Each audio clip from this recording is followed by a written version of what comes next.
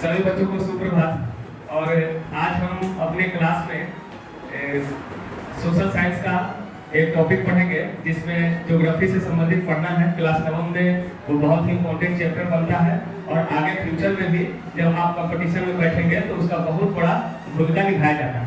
तो सबसे पहले हम यहाँ पर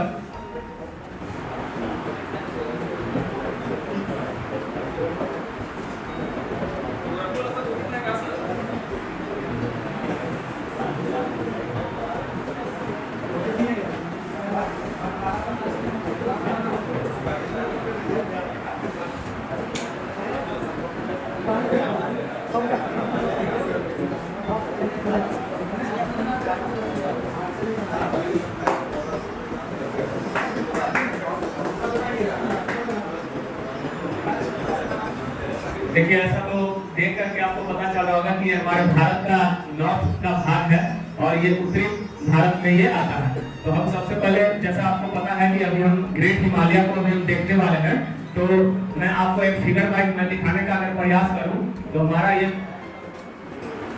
ये पूरा हिमालय पर्वत, ये पूरा एकदम यहाँ से आकर के ये नीचे में इस प्रकार से ऐसे लगभग इस तरह से वो देखने को मिलता है।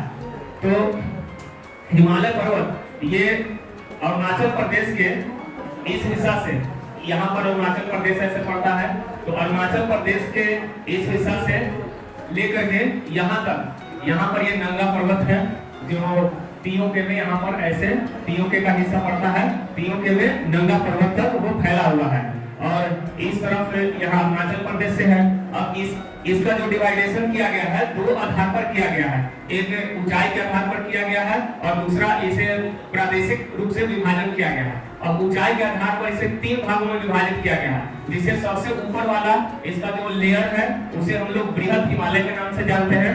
बृहद हिमालय उसका सेक्शन है उसे हम लोग मध्य हिमालय या लघु हिमालय के भी नाम से जानते हैं। और जो सबसे नीचे वाला पोर्शन है वो 3 लेयर में, जैसे हमने आपको बताया, जो नीचे वाला भाग है उसे हम लोग निम्न हिमालय या शिवालिक हिमालय के भी नाम से जानते हैं। तो जैसे कि बहुत सारे ऐसे जितने भी पर्वतीय स्थल होते हैं, जैसे आप लोग कभी नाम सुने होंगे मनाली, शिमला या देहरादून या और भी बहुत सारे नाम सुने होंगे, वो सारे के सारे जितने भी शहर होते हैं, पर्वतीय शहर, वो सारे के सारे हमारे इसी में देखने को मिलते हैं। जिसमें जैसे हरिद्वार हो गया, शिमला हो गया, मनाली हो गया, मसूरी हो गया, ये सभी उत्तराखंड में पाए जाते हैं। नैनीताल है, उत्तराखंड में है, हरिद्वार है, शिमला है, ये सब हिमाचल प्रदेश में है। तो ये सब इसी हिमालय में देखने को मिलते हैं, निम्न हिमालय में। अब हम बात करते हैं कि ये जो इसकी जो बहुत सारे ऐसे पर्वत है जो काफी उसका अपना ऊंचाई होने के आधार पर अलग अलग नाम भी उसका दिया गया है, जिसका अपने लोकेशन और राज्य के हिसाब से उसका एक अलग अपनी पहचान है। जैसे यहाँ पर हमारा हिमाचल प्रदेश पड़ता है, ये हमारा उत्तराखंड है, फिर यहीं से हमारा ये उत्तर प्रदेश है, फिर यहाँ अपना नेपाल के सामने से बिहार है, ये सिक्किम है, इधर की ओर अगर हम देखें तो ये इधर से ऐसे हमारा लगता है ये पश्चिमी बंगाल है, यहाँ से ऐसे असम हो जाता है, ये अरुणाचल प्रदेश है।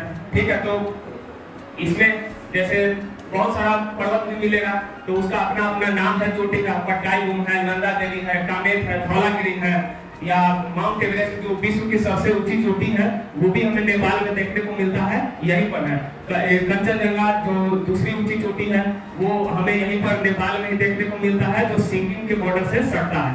और अन्नपूर्णा है, मकालू है। फिर एक चीज और हमें यहाँ पर जानने की जरूरत पड़ जाती है कि हिमालय को ऐसे 2 हिस्सों में हम पढ़ते हैं, एक ग्रेट हिमालय और एक ट्रांस हिमालय। तो ट्रांस हिमालय जो भी हिस्सा हमारे भारत के विपरीत साइड से है उसे हम लोग ट्रांस हिमालय या पार हिमालय के नाम से जानते हैं। उसमें 3 श्रेणियां हमें समांतर रूप से ऐसे देखने को मिलती है। जो 3 श्रेणियों में 3 श्रेणियां जो देखने को मिलती है, तो जब सबसे ऊपर वाला जो है वो हमारा काराकोरम की श्रेणी है, और सेकेंड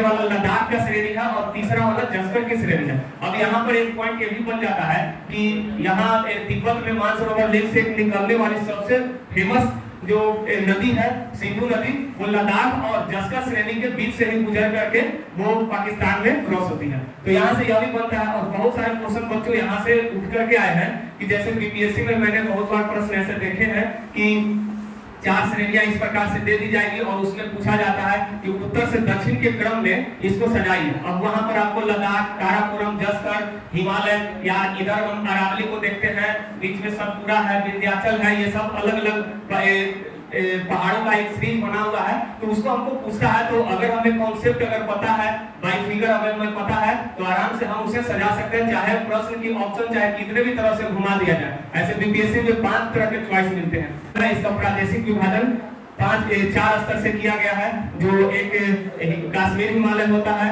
फिर नेपाल हिमालय यहाँ पड़ता है, असम हिमालय है, कुमायूं हिमालय है, तो ये भी हम बताएंगे। उसका विभाजन, प्रादेशिक जो विभाजन किया गया है वो नदियों के बेस पर किया गया है। जैसे यहाँ से सिंधु नदी है और यहीं से एक और नदी निकलती है, सतलज नदी।